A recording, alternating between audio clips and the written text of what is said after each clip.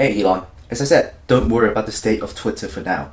Let's touch base again on Friday and my team will deliver a holistic strategic view on how to optimize the synergy and drive growth for different stakeholders in Twitter. I'll call you again soon, yeah? Yeah, take care. Bye-bye. That is probably what you expected when you think of management consulting, working directly with Fortune 500 CEOs on very important business decisions. Well, is that really the case? Yes and no. I'll use this video to break it down to you so you can actually understand what a management consultant does. My name's Jason. I'm a management consultant working in London at the moment. Before that, I was a university student or college student, however you want to call it. I've only been in my current firm for a few months and I'm by no means a industry veteran. But exactly because I'm so new to the industry, I can compare my fresh expectations with my even fresher reality of what a management/strategy consultant actually does. No, Elon Musk didn't call me. I haven't done a project with Twitter yet, but I'm manifesting it. First of all, let's debunk some myths. The first myth is confusing management consultant with other forms of consulting out in the world. So this is when people say like, oh, consulting, so like fitness consulting, HR consulting, marketing consulting, that kind of consulting. The word consulting gets thrown around quite a bit, and because of how all-encompassing the word consulting actually is, there is quite a lot of things that can actually count as consulting. For the sake of this video, I'll just use a Wikipedia definition, which I think is actually quite nice. So according to Wikipedia, management consulting is the practice of providing consulting services to organizations to improve their performances or in any way to assist in achieving organizational objectives. Within management consulting, there are a lot of subcategories of consulting as well, which I think will be clear to clarify here as well. So you've got your management consulting, operation consulting, financial consulting, turnaround consulting, etc, etc. For the sake of this video, we'll focus on strategy consulting because that's the most notable and what the most famous consulting firms such as McKinsey, Bain, and BCG does. And that also happens to be the type of consulting that I am in, so I'm the most familiar with. So what is strategy consulting? Again, going back on the internet looking for a definition, strategy consultant advises organizations on high-level decisions in an unbiased fashion using deep industry knowledge to deliver the best results. So yeah, that is what I do on a day-to-day basis. I'll see you next time. I'm just joking. The second myth is that we always work with world famous brands. So if you Google any sort of management consulting information before, you easily fall into the misconception that we always work with brands like Nike, McDonald's, Apple, Samsung, Nvidia, Netflix, etc. While some of the names that I've just thrown out are actually clients of my firm, there are so many other types of clients, companies that you won't even have heard of, but are like billion-dollar companies that we also work with. These are typically your B2B companies, recycling, heavy machinery industry, telecommunication, etc. that you might not have necessarily known about but then still affect your life somehow. The third myth is that we only work with big companies such as the ones that we just described.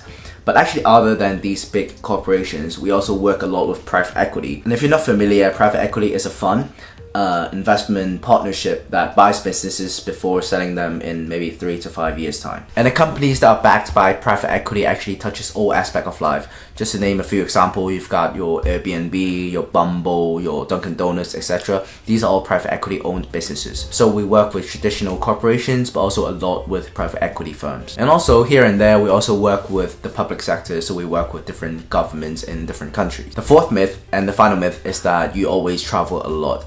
Now this actually varies from firm to firm. So for example, if you're on a corporate strategy team, you'll tend to always travel a lot during the week to client site and then sometimes come back to your office. But for my work, I actually barely ever travels, which we'll get to in a bit. So now with other myths out of the side, let's talk about the type of consulting projects that we work on. Typically in the strategy consulting business, there are two major types of project that we work on. First of all, is your typical strategy, corporate strategy project. Second of all, is your M&A deals project. So these two type of project actually, I think, can broadly categorize what we do in strategy consulting. So your strategy projects will be stuff like your growth strategy, your transformation strategy, your operational restructuring strategy, etc. Your deal strategy is a bit more different. These will be the projects that I mentioned where you work with private equity. These will be your buy-side due diligence or your sell-side due diligence. Now, this happens when a company wants to buy another company. Remember, we mentioned private equity, they buy up different companies. When they want to buy someone, we help them do an assessment of the target company that they want to buy. And a few years down the line, when they want to sell their business, we also come in, help them write a report, an assessment on the target that they now want to sell. So let's quickly also talk about how it is to actually work on a project. Now, I've only been in the firm for a few months and I haven't worked on a lot of projects. So far, I've worked on mostly buy-side due diligence, so your M&A deals project. So I'll use my latest as an example because a lot of the times these projects consist a lot of sensitive or confidential information. I can't really actually go in depth about like who the actual company are that they're trying to buy or too in depth into the industry itself. But broadly speaking, this time our client was a private equity firm who wants to buy this company that does some security stuff, so your CCTV, your security doors, etc. Now, this project lasted 2 weeks, and within that 2 weeks we had to give a view on what we think about the industry, whether the industry is one that we think our client, the private equity firm, will want to play in. Secondly, the company itself, so we're looking at the company that they want to buy. We will go out and interview different experts, interview different customers that they work with, and to get a sense on whether this company has a sustainable competitive advantage. And then we'll also look at the competitive landscape, sort of what kind of competition they're facing, whether there are different barriers of entry, etc. And also to look more broadly at the market, right? What do we think the market size is and how much of that market does the target company actually owns. On a project like this, the team size can vary depending on how demanding the client is or how large the scope we have agreed on before the project actually started. So weirdly enough, we actually had 10 people on this project. Now usually we only had like 5-ish people, but this was surprisingly a big team, which actually was quite fun to work in. So within this team specifically, we had a director, which is a grade below partner, a senior manager, which is a grade below director, a manager, which is, as it sounds like, a grade below senior manager, and under the manager there was 2 senior associates, and then under the 2 senior associates there was like 4 to 5 associates, and I'm one of them. So within that, our team broadly split into 2 work streams. One work stream looked at the competition section, the other work stream looked at the market section. So the market section will need to do a lot more calculation, we'll need to build a market model, etc.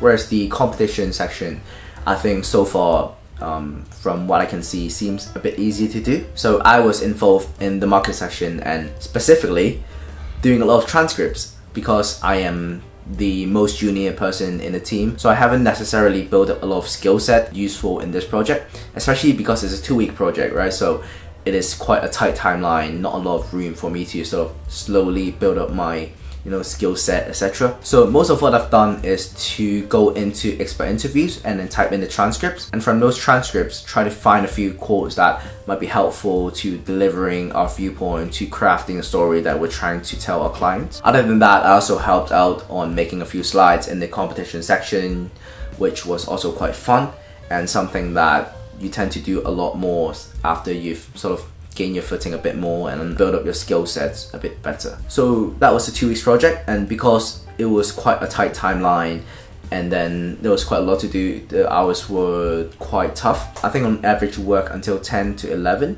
Now 10 to 11 means that some nights we finish at 9 and other nights we finish at 12. It was actually weirdly enjoyable because you were working on something that you knew nothing about, and after 2 weeks you sort of became a half expert yourself. And that's something that I really like about my job so far. I've been on 3 projects on very different random industries, and now I know some random stuff that a lot of people around me would never know, right? I can walk past a construction site and see a brand logo of some random heavy machinery companies and I can recognize it from my consulting project.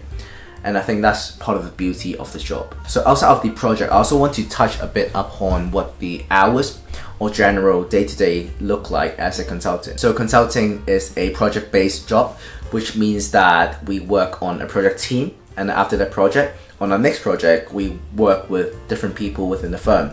So that means that you can work with different type of people every time. But often, if you end up working with someone and they really like you, then you might end up working with them a lot more than, say, a random manager that you've never worked with before, because they would prefer working with you instead. These projects can vary in length. For example, as I said, the one that I just worked with was a 2-week buy-side deal project. Now, these buy-side deal projects usually last 2 to 3 weeks. But then you've also got your sell-side deals project, which lasts a bit longer, maybe say 6 weeks or even 10 weeks I've heard of. And then you've also got your strategy project, right? The strategy project that you think of when you think of strategy consulting. This project can vary in length, right? The longest I've heard of can last for like 3 to 5 months. But usually they are a lot longer than your deals project. And the hours can vary a lot between these projects as well. So for example, in the buy-side due diligence that I just worked on, the hours can be quite bad because the timeline was quite tight. However, on a corporate strategy project that lasts for 3 months, there's no tight timeline that you have to hit during that 3 months, which means that the hours generally are a lot more lenient. So maybe you can get out at 5 sometimes at 7. Because consulting is a project-based job, that means that between project A and project B, sometimes there's a gap, and within that gap, you're not on a project, however, you still work, so you're not like on holiday in between. I wish, just joking. I know some of my co-workers watching this, so please, I'm joking, okay? Within that week, you work on stuff such as business development, which sometimes can be helping write a pitch to a potential client, and also you can help do some research for some thought pieces that might be put up on our company website. And you can also spend your time getting to know people within the firm a lot more. You can go on coffee chats with different manager or different people within your grade, people that you've never worked with or you've never met that you might have an interest in what they do. Get to know the business a lot more, what is happening around the firm. You can also have some time to do some personal training. There's a lot of training materials that the firm always encourages you to use whenever you're not on projects. And then also some time to do some random stuff that you just didn't have the time to do whilst you were on a project. For example, claiming all the expenses for all the dinners you've had when you worked on the project that made you stay late and had dinner every single night. So that's kind of the vibe you get when you're not on a project.